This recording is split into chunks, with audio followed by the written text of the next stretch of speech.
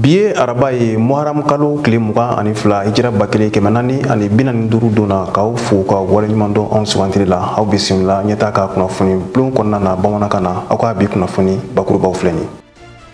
sente wasadenw olu kɔni sharia kisɛro ta bala min bɛ kɛ sababu ye min kɔni ye Mali dugu jukɔrɔ nafolo a yɛrɛ nafa bɛ se ka se malidenw yɛrɛ ma cogo min na an yɛrɛ ka jamana kɔnɔna na. Bolonɔ bila kɛra a sɛbɛnna walasa min kɔni ye diinɛ karagɛrɛ wale min bɛ ka kɛ an ka jamana kɔni kɔnɔna na o yɛrɛ dan bɛ se ka sigi o la cogo min na.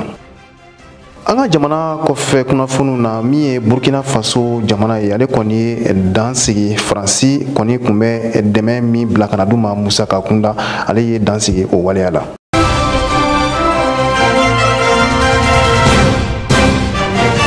I n'a fɔ da magara la bakurubaw la an ka CNT wasadenw olu kɔni ye sariya kisɛ dɔ ta bala walasa min yɛrɛ ye sanu ye ka taa se dugukɔnɔ nafolo wɛrɛw ma mun bɛ bɔ anw yɛrɛ ka jamana kɔni kɔnɔna na a nafa yɛrɛ bɛ se ka se malidenw ma cogo min na Aissata Mayiga ale ye ɲinini k'a ko la an ka jɛ ka ɲɛmada a fɛ. Ni sariya sɛbɛn ninnu ni o bɛ tali kɛ an ka dugu jukɔrɔfɛn na ale yɛrɛ kɔni kun bilala sen kan kabini san 1963 wagatiw la yɛlɛma nana don o fana la san 1970 wagatiw la ka na yɛlɛma san 1991 san 1999 san 2012 fo ka na se san 2019 ta yɛrɛ kɔni ma o kɔnɔna la yɛlɛmaw yɛrɛ kɔni donna nin sariya in na an ka dugu jukɔrɔ nafolow yɛrɛ kɔni kan. Nin sɛbɛn kura in kɔnɔna la a yirala k'a fɔ ko maa minnu bɛ taa dugu jukɔrɔ fɛnw baarali yɛrɛ kɔnɔna ko o maa fanbaw bɛɛ lajɛlen ka kɛ jamana kɔnɔdenw yɛrɛ ye maa tata minnu bɛ bɔ a la jamana wɛrɛw la ko o maaw yɛrɛ kɔni ka dɔgɔya. An ka dugu jukɔrɔfɛnw minisiri ni o ye Amadou Keita ye ale kɔni y'a yira k'a fɔ ko nin sariya sɛbɛn kura in a kɔni bɛna kɛ sababu ye ka nafa caman lase an ka jamana ka sɔrɔ sira yɛrɛ kɔni ma barisa wari mun bɛna sɔrɔ a kɔnɔna la a bɛna an ka jamana yɛrɛ kɔni nafa kosɛbɛ. Fɛn min an ka nafoloko minisiri Alusenu Sanu ale y'a yira k'a fɔ ko dugu jukɔrɔfɛnw yɛrɛ nasira fɛ ko nin sariya sɛbɛn bɛ kɛ sababu ye an ka jamana k'a ka yɛrɛma hɔrɔnya yɛrɛ sɔrɔ ko Sanu ale yɛrɛ kɔni na mɛnɛmɛnɛ malidenw yɛrɛ de kɔni kama tuguni a y'a yira k'a fɔ ko nin sariya sɛbɛn san 2019 ta ko kabini a bilali sen kan ko u y'a jateminɛ gɛlɛya dɔw yɛrɛ kɔni kun bɛ a kɔnɔna la o de la jamana ɲɛmɔgɔ y'a yamaruya u ka sɛgɛsɛgɛli dɔw kɛ a kan walasa u ka se k'a dɔn problème mun bɛ a kɔnɔna la problème yɛrɛ kɔni dɔnnen kɔfɛ o de la u nana yɛlɛma don a la. Ni sariya kura in yɛrɛ mun kɔni filɛ sen kan a bɛna kɛ sababu ye an ka jamana ka sefa wari miliyari 200 fo ka na se sefa wari miliyari 300 ɲɔgɔngo de sɔrɔ ka fara sɔrɔ siraw yɛrɛ kɔni kan wa 100 sara la dugu jukɔrɔfɛnw la baarali la 30 ɲɔgɔngo o ye an ka jamana yɛrɛ kɔni ta ye secteur privé maaw olu ta bɛ kɛ 5 ɲɔgɔngo ye a la. Fɔlɔfɔlɔ yani ni sariya sɛbɛn in ka bila sen kan jamana ta kun ye 20 ni 100 sara la secteur privé maaw ta o kɔni kun ye 5 de. Ni sariya kura in san kɔnɔ an ka jamana yɛrɛ bɛ se ka mun sɔrɔ a dɔgɔyalenba o kɔni bɛ kɛ sefa wari miliyari 500 de i n'a fɔ an ka nafoloko minisiri Alusenu Sanu ale a ɲɛfɔ cogoya min na. Ni sariya sɛbɛn kɔni bilala sen kan an ka CNT wasadenw fɛ maa 141 wasadenw na olu bɛɛ lajɛlen jɛnna ni a ye maa foyi ma i yɛrɛ minɛ nin sariya sɛbɛn yɛrɛ tali kɔni na wa maa foyi yɛrɛ kɔni fana m'a yira k'a fɔ ko a bɛ a kɔnturu la. Minisiriso min ka baara ɲɛsinnen don an ka diinɛko kisaw ɲɛbɔli ma anw yɛrɛ ka jamana kɔnɔ o minisiriso sigidɔ kɔni kɛra yen bi araba kalo tile 9 san 2023 walasa ka bolonɔ bila kɛ sɛbɛnna cakɛ bonaso fɛ cakɛ bonaso min ni a yɛrɛ kɔni dɔnnen don secrétariat permanent de la politique nationale de prévention et de lutte contre l'extrémisme violent walasa ka se ka fɛɛrɛw sigi sen kan min ye diinɛ karagɛrɛ wale ye ka se ka dansigi la anw de ka jamana kɔni kɔnɔna na cogo min kɔni na nin sigi yɛrɛ kɔni kɛra minisiri ɲɛna minisiri min ka baara ɲɛsinnen don diinɛko yɛrɛ yiriwali ma anw de ka jamana kɔnɔna na tɛnɛta tɔgɔ la Abdou Ouattara ani Salifu Ɲare. Jɛkulu dɔ b'an ka jamana kɔnɔ ni olu ka baara bɛlen don ka na gɛlɛnwalekɛbaw ani mamurutilu ni jatigɛwalew kɛlɛli ma. A jɛkulu n'i y'a ta k'a lajɛ, jɛkulu borofara 12 olu de farala ɲɔgɔn kan ka jɛkulu in bila sen kan. An ka diinɛko minisiri ale y'a ɲini jɛkulu in fɛ u ka dɔ fara u ka cɛsiriw kan ka tigɛ di ɲɔgɔn ma walasa min ye dantɛmɛwale ye ale ni bɛngɛnwalekɛbaw a waleyajugu ka se ka kɛlɛ ka bɔ an ka jamana kɔnɔ. Ne ka ministère baarakɛla dɔ bɛ yen ko secrétaire permanent o ni jɛkulu 12 bɛ yen o bɛɛ bɛ baara façon kelen kɛ mais bɛɛ tun bɛ kɛ ta kɛ i danna. Ne ka ministère ka baarakɛda in ka baara ye mun ye jatigɛwale minnu bɛ yen ni anw bɛ k'a ye jamana kɔnɔ ka se ka kɛlɛ kɛ walasa ka se o jatigɛwalew bali ka papiyew kɛ ka hakilina miiriw di min bɛ se ka a kow kunbɛn walasa jatigɛwale ninnu kana se ka kɛ Mali kɔnɔ. Donc an y'a sɔrɔ jɛkulu 12 fana kun bɛ yen o fana ka baara ye o ye mais ne talen ye jamana yɛrɛ ka cakɛ bolo baarakɛlaw ye. Donc jɛkulu 12 ninnu o ka hakilimaya kosɔn ani ne ka baarakɛyɔrɔ ninnu ka boliboli kosɔn o ye ɲɔgɔn ye ka ɲɔgɔn sɔrɔ walasa ka baara nin bɛɛ kɛ baara kunba kelen mais jamana tɔgɔra.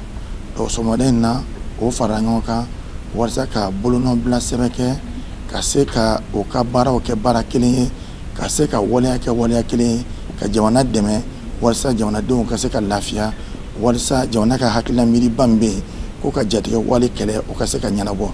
Ne ka hakilina miiri ye min ye o ye k'a fɔ ko bɛ ka taa ɲɛfɛ dugawu bɛ ka minɛ sabu ni mɔgɔw fara ɲɔgɔn kan ka wale kelen kɛ o nafa ka bon ka tɛmɛ bɛɛ kelen ka to eta yɔrɔ la ka kɛ eta kɛ a tɛ nafaba kɛ a bɛɛ bɛ sɛgɛn. Welewelekan min bɛ yen k'a fɔ maliyɛn bɛɛ ɲɛna o ye k'a fɔ ninnu ye min kɛ k'a fɔ k'o ye bolo sɛbɛn bila papier la a bɛ hakilina dɔ di maliyɛn bɛɛ ma o ye an ka bɛn ka kow kɛ kelen ye ka baara kɛ bonda kelen fɛ ka bɔ bonda kelen fɛ. Kɛnɛ nana kuncɛ ni bolonɔbila ye sɛbɛnfura la min bɛ bɛnkan yɛrɛ la sinsin walasa baara min kalifala u ma u ka se ka baara ninnu kɛ ka se ka bɛn ni basigi ni keleya k'u lasabati an ka jamana kɔnɔ. Minisiri min ka baara ɲɛsinnen don jago ani izinimafɛnw yiriwali ma anw yɛrɛ ka jamana kɔni kɔnɔna na ale kɔni taama kɛ ka taa bɔ sukaro dilan iziniw na n'o ye Sokala ani Sokala yɛrɛ ye n'u bɛ Dugabugu. Sɛgɛsɛgɛliw y'a jira k'a fɔ ko min ye Sokala kɔni ni o ye Mali ani Chinois jamana ka boloda ɲɔgɔn ma tɔgɔ la izini ye a yira k'a fɔ ko u kɔni jɛlen tɛ wariko ta nasira fɛ ko bawo min ye juru caman ye n'o ye faso ka juruw ye o kɔni bɛ u la wa u tɛ u ka kuma bɔlen bɔ a sira kɔni fɛ. Min ye minisiri Musa Alasana Jalo ye ale kɔni y'a jira k'a fɔ ko min kɔni ye impôt juru caman ye ko bɛ Sokala la. Aissata Mayiga ale ye ɲinini kɛ nin kisa la an ka jɛ ka ɲɛmada fɛ. An ka jago minisiri ale kɔni y'a jira k'a fɔ ko sukaro dilanyɔrɔ ni o ye Sokala ye ko kɔni tɛ ka se ka a ka wariw yɛrɛ sara. Wari mun ni an ka jamana yɛrɛ kɔni ye juru ta n'o bɛ t'i jɔ fo sefa wari miliyari 46 bɔɲɔgɔnko de la. A y'a jira k'a fɔ ko Sokala kan ka wari mun sara faso ye ko ale yɛrɛ kɔni tɛ ka o sara. Ka tila sariya minnu bɛ yen ni o ye réglementation ye o ni législation baara yɛrɛ taabolo yɛrɛ kɔni kɔnɔna la an ka jamana kɔnɔ fɛn min ye Sokala ye ale yɛrɛ kɔni tɛ ka o waleyaw yɛrɛ kɔni bɔ a sira fɛ. A y'a jira k'a fɔ ko Sokala ma u k'u ka wariko yɛrɛ fanfɛla la ni o y'u ka comptabilité ko gɛlɛyaw yɛrɛ kɔni bɛ o yɔrɔ kɔni kɔnɔna la. Barisa n'i y'a jateminɛ ko jɛlenya o kɔni tɛ u ka baara ninnu yɛrɛ kɔni kɔnɔna la. Ko n'u kun ye comptabilité bila sen kan u b'a fɔ mun ma ko analytique o kɔni tun bɛ kɛ sababu ye ka dépenses yɛrɛ kɔni cogoyaw ɲɛnabɔ fo k'a ɲɛ. A y'a jira k'a fɔ ko danaya kɔni bɔra jago minisiriso ani Sokala maaw yɛrɛ kɔni ni ɲɔgɔn cɛ. Minisiri ale kɔni y'a jira k'a fɔ ko nin waleya in tɛ se ka to sen na k'a ka kan ko fɛɛrɛ ka sɔrɔ teliya la nin sukaroko in yɛrɛ la anw ka jamana yɛrɛ kɔni kɔnɔna la. O de la a y'a jira k'a fɔ ko don n'a nataw la ko sigi na kɛ u ni an ka wariko minisiri yɛrɛ ni ɲɔgɔn cɛ walasa fɛɛrɛ bɛ se ka sɔrɔ Sokala maaw ka problème na an ka jamana kɔnɔ cogoya min na. O ɲɔgɔn ye in yɛrɛ kɔni kɔnɔna la bɛɛ lajɛlen kɔni n'a laɲini bila sen kan laɲini minnu ye an ka jamana ɲɛmaa yɛrɛ kɔni ta ye ni o ye Colonel Asimi Goita ye. Kalo wɔɔrɔ de b'an ni kalafiliw cɛ o de kɔni hukumu kɔnɔna na min ye an ka jamana marabaw ye u kɔni ye jamana politiki tɔnw wele walasa ka se ka barosigi kɛ ka ɲɛfɔli kɛ min yɛrɛ ye kalafiliko yɛrɛ kunkan kow kan. Référendum yɛrɛ ta kɔni tɛmɛnen n'o yɛrɛ tɛmɛna juin kalo tile fɔlɔ ka taa bila juin kalo tile 18 kɔni na. A yirala k'a fɔ sa min kɔni ye nin kumaɲɔgɔnya ye a kɔni bɛna kɛ de walasa min kɔni ye kalafili ye o yɛrɛ bɛ se ka timɛ ko ɲuman anw ka jamana kɔnɔ cogo min na. Abdou Watara ale b'a ɲɛfɔ an ɲɛna. ko ɲɛmaya tun bɛ an ka ministre d'état bolo ni ale ye mara cɛbɔli ministre ye colonel Abdoulaye Maiga. Laɲini tun ye min ye ka se ka politikimɔgɔw yɛrɛ ɲininka hakililanta min bɛ u la ka sanga ni kalafili tacogow ye. Colonel Abdoulaye Maiga a y'a yira k'a fɔ an ka jamana bɛ danko min na bi waati sera sa da ka don a koɲɛw la. O de kɛra sababu ye Ibrahim Ikasa Maiga ale ni madame Fatumata Seku Diko olu bɛɛ lajɛlen kɔni tun bɛ a kɛnɛ kan ka sanga ni jamana sariyaw tacogow ye. Jamana ɲɛmɔgɔw y'a ye k'a fɔ waati sera sa u ka wele bila parti politigiw ma i n'a fɔ juillet kalo tile 25 lettre cira u ma cogoya minnu na o kɛra sababu ye parti politiki caman bɔra ka na kɛnɛ kan. Sigi kɛlen u ye da don hakilina caman na k'a yira k'a fɔ an bɛ waati min na bi fɛɛrɛ ni hakilina minnu kan ka ta walasa jamana ka se ka segin bɛɛ fanga yɛrɛ minɛn kɔnɔna la ka kalafiliw labɛn kalafili gɛlɛn kalafili min bɛna kɛ jamana kɔnɔdenw sago ye. Hakilinaw bolila o de kan. A yirala k'a fɔ kɛnɛ kan Mali parti politiki 291 na 81 olu ye hakilina dɔw fɔ 100 sarala 27 ani kɔ. Caman y'a yira k'a fɔ hakilina min bɛ olu la min ye camancɛ fanga ye kalo 3 ka se kalo 18 ma o ka fara camancɛ fanga janya kan. O kɔfɛ ka sɔrɔ ka kalafiliw kɛ. Dɔw fana y'a yira k'a fɔ kalafili ka kɛ a waati la i n'a fɔ bɛnkan kɔni ɲɛfɔra cogoya min na ka sanga ni o ye. Parti politique dɔw fana y'a yira k'a fɔ an bɛ waati min na bi jamana ɲɛmaa sɔnsi kalafili o de ka gɛlɛ o ka kɛ min ye kalafili tɔ ye olu ka se ka fara ɲɔgɔn kan o fana ka kɛ. San 2024 caman y'a yira k'a fɔ kalafili ka kɛ o kɔnɔna la i n'a fɔ dɔw fana ka ɲɛfɔliw la ko kalafili ka to kɔfɛ fo san 2024 kɔnɔna la n'a yira k'a fɔ jamana basigila lakana sabatira daw ka sɔrɔ ka don kalafili koɲɛw la. Olu fana y'a yira k'a fɔ u b'a fɛ jamana ɲɛmaa sɔnsi kalafili o de ka kɛ fɔlɔ kalafili tɔw ka to kɔfɛ wa olu ka laɲini ye min ye ni jamana ɲɛmaa dɔ sigira o bɛ se ka kalafili tɔw labɛn i n'a fɔ maire kalafili ale ni wasaden kalafili. Hakililajigila sariya minnu kun taara ka sanga ni camancɛ fanga ɲɛmɔgɔw ka hakilina ye kalafili koɲɛw la a kɛra sababu ye min ye an ka référendum ye o baaraw kɔni kɛra nka olu kɛra sumaya kɔnɔ dɔɔni ka sabu kɛ waati min kun fɔra o waati yɛrɛ tɛmɛna. Jamana ɲɛmɔgɔ y'a yira k'a fɔ u kun b'a fɛ bɛɛ lajɛlen ka ye a baaraw dɔw de ye o la sumaya. EJ min ye jɛkulu ye n'o bɛ kalafiliw kɛ olu fana ka bolofaraw sigira jamana kɔnɔ a ma mɛn. Minisiri Ikasa Maiga ale tun bɛ kɛnɛ kan ale fana ye kuma ta a ko yɛlɛma minnu dora sariya sɛbɛnw koɲɛw la n'i y'a ta k'a lajɛ sariya minnu bɛ kalafili koɲɛw ɲɛfɔ n'i y'o sariya ninnu ta k'u lajɛ olu bɛ cour constitutionnelle la o labaaraliw olu kan ka ta ka kɛɲɛ ale ni ka sanga an ka sariya kura ma sariya minnu bɛ tali kɛ an ka jamana yɛrɛ kalafili koɲɛw la u bɛrɛ ka se ka bɛn ɲɔgɔn ma min bɛ se ka kɛ sababu ye kalafili ka kɛ gɛlɛya ni tilennenya kɔnɔ.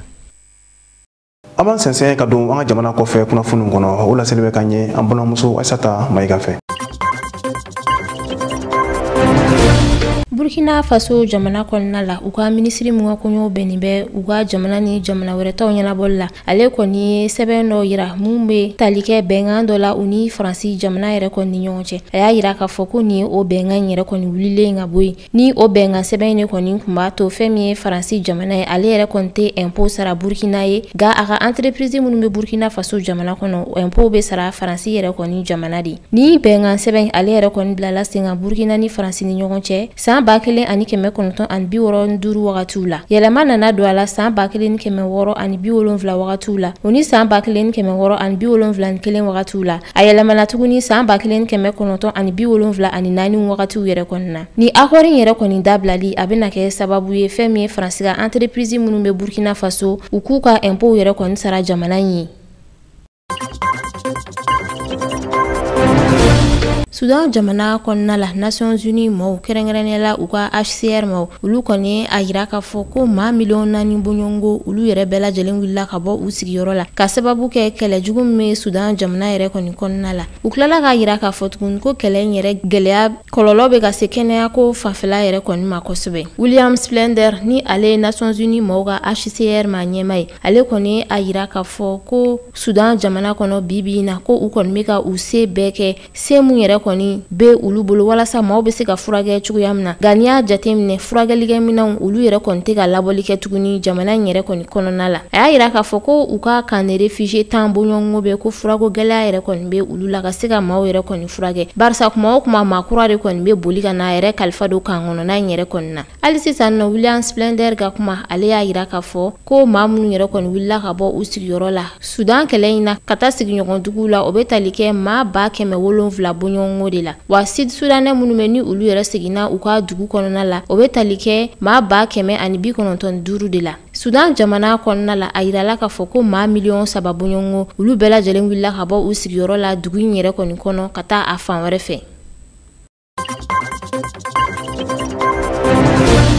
Jɛnselege naani tɔnba min ɲɛsinen no kɛnɛya ma ni o ye OMS ale kɔni y'a yira k'a fɔ ko sɔgɔsɔgɔ fura dɔ yɛrɛ kɔni bɛ n'a bɛ fɔ a ma ko cold out siro de kɔni don ni fura in kɔni taara ye Irak jamana kɔnɔna la nka fura in dilannen bɛ Inde de ko siga yɛrɛ kɔni kelen don fura in na barisa produit minnu bɛ kɛ sɔgɔsɔgɔ fura la n'a bɛ fɔ o ma ko glycol a kɔni yirala k'a fɔ ko hakɛya min bɛ nin siro in na ko o t'a yɛrɛ kɔni ka ca hali n'o y'a sɔrɔ fura in dilanbagaw yɛrɛ kɔni a yira k'a fɔ ko kɔlɔlɔ tɛ fura in yɛrɛ kɔni na n'i y'a jateminɛ Indienw ka fura dilanni kɛrɛnkɛrɛnnenya la u ka sɔgɔsɔgɔ fura salon a kɛra sababu ye ka denmisɛnnin 89 buɲɔgɔngo yɛrɛ bɔnɛ a nin na kɛrɛnkɛrɛnnenya la Gambie jamana kɔnɔ o ni Uzbekistan jamana yɛrɛ kɔni kɔnɔna la Cameroun jamana kɔnɔna fana la a yirala k'a fɔ ko Indienw ka sɔgɔsɔgɔ fura ninnu kɛra sababu ye ka denmisɛnnin caman bɔnɛ a nin na. Chinois ka ministri danga kɛrɛnkɛrɛnnenya la kɛnɛya ko la ni ale tɔgɔ ko Lê Chao ale kɔni y'a yira k'a fɔ ko Chine na fɛɛrɛ bɛɛ lajɛlen kɔni bila sen kan walasa hali sisan nɔ fara ɲɔgɔn kan baaraw bɛ se ka sinsin olu ni Tunisie jamana yɛrɛ kɔni ni ɲɔgɔn cɛ kɛrɛnkɛrɛnnenya la fan caman yɛrɛ kɔni fɛ ni kumakan ninnu yɛrɛ kɔni kɛra kuma min na ale yɛrɛ kɔni taara tagamala ni jamana kofɔlen kɔnɔ utukalo tile 5 kana se a tile 9 yɛrɛ kɔni ma ni o kɛra u ka anniversaire ba dɔ ye ni nin y'o ta ko 50 ye kuma min na u ka furakɛlikɛla fɔlɔfɔlɔ Chinois olu yɛrɛ kɔni taara Tunisie jamana yɛrɛ kɔni kɔnɔna la fɛn min ye Tunisienw ka maa ye Ali Mbaret ale kɔni a yira k'a fɔ ko Chine ni Tunisie ka fara ɲɔgɔn kan baara o n'u ka teriya ko o kɔni ma daminɛ bi la wa ko baaraw bɛ ka kɛ fan caman yɛrɛ kɔni kɔnɔna la ko wa ko baara ninnu nato sen na hali sisan nɔ walasa kɛnɛya ko bɛ se ka sabati Tunisie jamana yɛrɛ kɔni kɔnɔna la cogoya min na. Nin bɛ dan sigi aw ka bi kunnafoni walawalali kɛnɛ kan ɲɛmɔgɔso ye min fara ɲɔgɔn kan an ka se ka laseli k'aw ye an b'an filɛbaga mandiw fo sanga ani waati Mali kɔnɔ ani Mali kɔ kan nka bi an ka foli bɛ kɛrɛnkɛrɛn ka taa Zorokɔrɔkaw ma ni olu yɛrɛ dagalen filɛ Kulukɔrɔ mara la ko Zorokɔrɔka bɛɛ lajɛlen ni su aw ka mɛn sini ɲɛna sɔnna ma.